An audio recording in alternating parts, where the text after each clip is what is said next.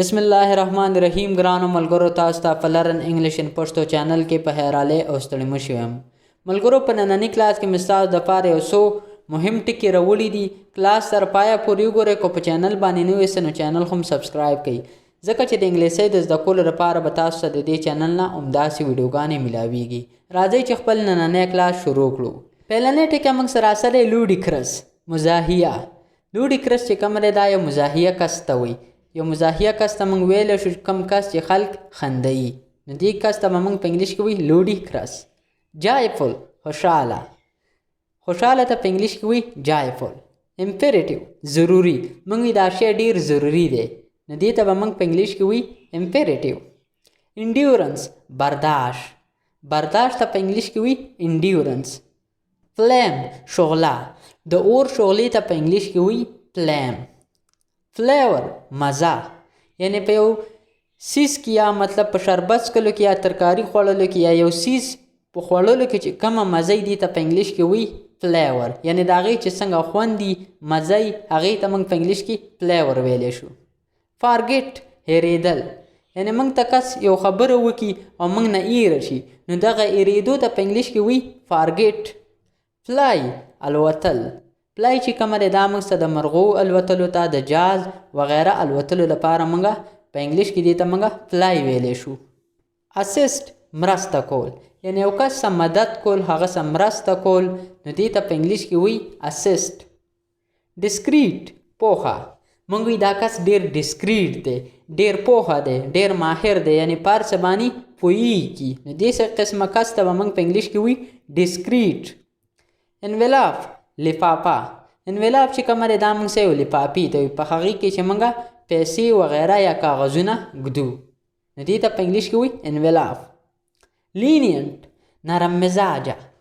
لینینټ دا موږ هغه کس ته وایي چا دماغ چې یا مطلب ډېر نرم وي، ډېر ښه اخلاق ولري، په خبرو باندې غوسه کېږي نه، نو دې څه قسمه کس ته به موږ په انګلیش کې وایي لینینټ. الیویټ، کمول.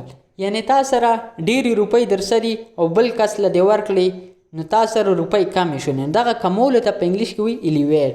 یا د یو څیز کمی چې تاسو په کور کې یا په یو ځای کې درسئ، مطلب تاسو دغه شی کم وي، نو دې ته هم په انګلیش کې وایي الیویټ. اکسهارټډ، نصیحت کول. یعنی یو کس ته یا یو ماشوم ته ښه خبره یا نصیحت کولو ته په انګلیش کې وایي اکسهارټډ.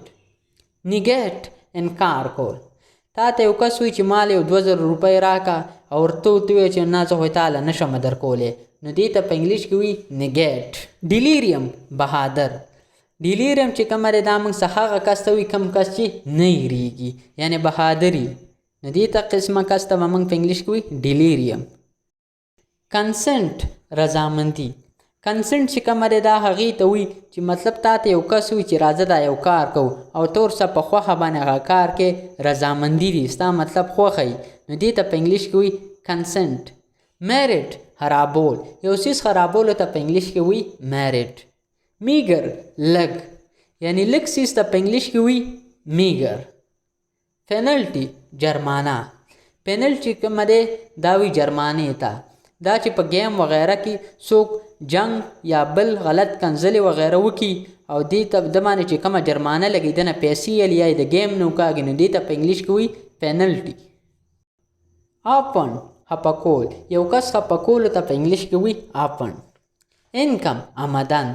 انکم چې کومه دی دا وایي آمدن ته. آمدن څه شی دی؟ آمدن هغې ته وایي چې ستا په کور کې څومره پیسې د میاشتې راځي او دغه ټولې چې را یو ځای کړي، نو دې ته په انګلیش کې وایي انکم. آمدن ورته موږ په پښتو کې ویلی شو. کویلیشن، یو ځای کېدل، اتفاق کول. کویلیشن دې ته په انګلیش کې وایي کویلیشن. کیکوفوني، تیزه چغه وهل. په کور کې چې ماشومان کمې تیزې چغې وهي، دې ته په انګلیش کې وایي کیکوفوني. هیوک، تباهي. د سیلابونو چې کم نقصانات کړي، کمې تباهیانې کړي، دې ته هم په انګلیش کې موږ هیوک ویلی شو. یا چې یو څیز موږ خراب کړو، تباهي وکړو، دې ته هم په انګلیش کې موږ هیوک ویلی شو. ډینایل، انکار کول. ډینایل چې کومه دی تا ته یو کس خبره وکړي او تا هغه ونه منې، نو دې ته په انګلیش کې وایي ډینایل.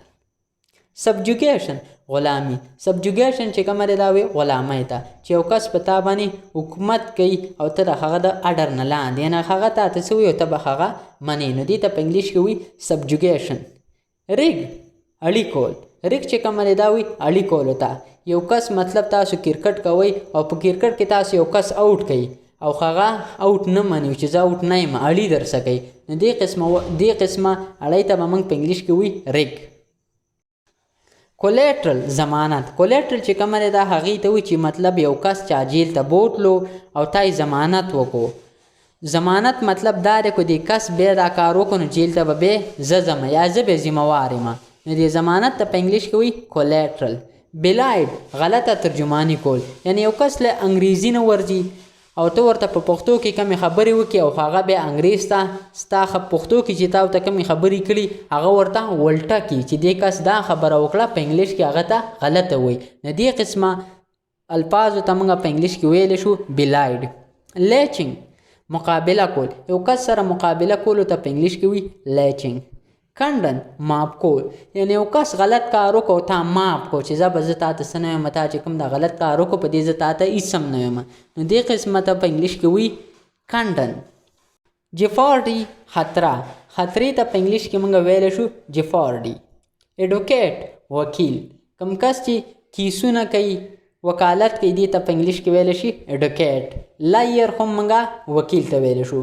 ایډوکیټ خو د موږ نه یو کس تپوس وکړي چې وکیل ته په انګلیش کې څه وایي چې موږ له ایډوکیټ هم راځي او لایر هم راځي. انټونیشن کپاره. انټونیشن چې کومه دی دا وي کپارې ته لکه مثلا تا روجې ونه نیولې نو ته به بیا کپاره ورکوې د یوې روجې په ځای به 100 روپۍ ورکوې یا 200 دغې ته په انګلیش کې وایي انټونیشن کپاره. ډرت کمی.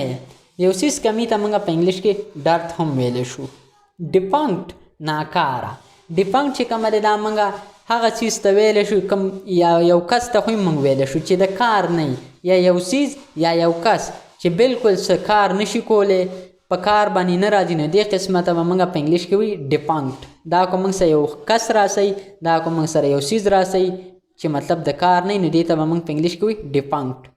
ویسیلیټ خالی ځای. خالی ځای ته په انګلیش کې موږ ویلی شو ویسیلیټ. ټالرنس صبر. صبر یا برداشت ته په انګلیش کې ویلی شي ټالرنس. ویل پرده. پرده مطلب زنانه چې زموږ زنانه چې کومه پرده کوي دې ته موږ په انګلیش کې ویلی شو ویل. فراګرنس خوږ بوی. انسان چې کله په ځان باندې عطر ولګوي سپری وکړي د ده نه چې را کوم خوږ بیخیږي نو دې ته په انګلیش کې ویلی شي فراګرنس. انیماسټي دښمني. دښمنۍ ته موږ په انګلیش کې ویلی شو انیماسټي. فیسیلیټي اسانتیا. فیسیلیټي هغې ته وي چې مطلب تا ته اسانتیا ستا په کور کې سکول هم خلاصوي ستا کور څه هسپتال هم خلاصوي ستا کور څه بازار هم خلاصوي یعنې تا ته چې هر څه په اسانه میلاویږي خو هغه هر څه ستا کوم چې ضروریات دي هغه تا ته په اسانه میلاویږي نو دې ته په انګلیش کې ویلی شي فیسیلیټي. او ډېرو سهولیاتو ته بیا په انګلیش کې څنګه ویلی شي اسانتیاو ته دې ته بیا وایي فیسیلیټیز یعنې چې کله را ډېر شي هغې ته بیا موږ په انګلیش کې ویلی شو فیسیلیټیز.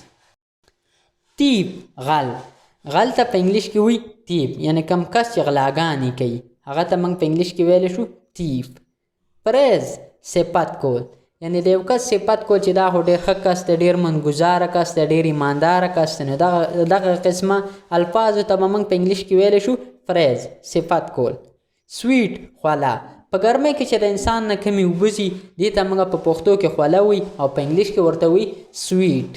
خو دې څه به دا خیال کوئ په دې کې SWEAT دی سویټ. یو بل سویټ دی هغه وي خوږې ته هغه دی SWEET سویټ هغه وي خوږ ته او دا وي خولې ته. بروم جارو یعنې موږ چې په کور کې کم د کور انګړ جارو کوو دې ته موږ په انګلیش کې ویلی شو بروم جارو. موږ ورته پښتانه ورته په پښتو کې جارو وایي. هیومیلیټي عاجزي. عاجزۍ ته موږ په انګلیش کې ویلی شو هیومیلیټي یعنې کم کس چې ډېر عاجز دی ډېر وراني نه کوي غلط کارونه نه کوي چا سره سلانجي نه کوي نو دغه قسمه کس ته به موږ په انګلیش کې وي همبل او چې کم عاجزي هغه کې هغه عاجزۍ ته به ورله هیومیلیټي وي. هیکټر بدماش. موږ دا کس ډېر بدماش دی نو دې ته به په انګلیش کې وي هیکټر. بدماش ته په انګلیش کې که د موږ نه څوک تپوس وکړي چې څه ورته وي نو موږ به ورته وي هیکټر. kill وجل، یعنی یو انسان یا یو کس وجلو ته په انګلیش کې وی kill. hot ګرم، ګرم سیز ته موږ په انګلیش کې ویلی شو hot. ملګرو دا زموږ نننی کلاس چې په دې کلاس کې موږ تاسو ته ډېر مهم الفاظ وکړو. ملګرو زه امید کوم چې تاسو به دا الفاظ ډېر په اسانه طریقې سره زده کړي. ملګرو که چېرته تاسو زموږ په چینل نوي سئ نو چینل سبسکرایب کړئ، ویډیو لایک کړئ او د خپل کور ماشومانو سره خو هم ضرور شیر کړئ، ځکه چې دا الفاظ د ماشومانو دپاره ډېر اهم دي. که چېرته دوی د اوس نه دا الفاظ زده کړي نو انشاءالله زه تاسو ته دا امید در کوم چې دوی به په روان وخت کې په روانه سره انګلیسي وایي. ملګرو زموږ کلاس پای ته ورسېدو، ما له اجازت راکړئ. انشاءالله تاسو سره به په یو بله نوي ویډیو کې ملاویږم. ما په خپلو دواګانو کې یاد ساتئ او د خپل ځان هم ډېر خیال ساتئ. د الله په امان.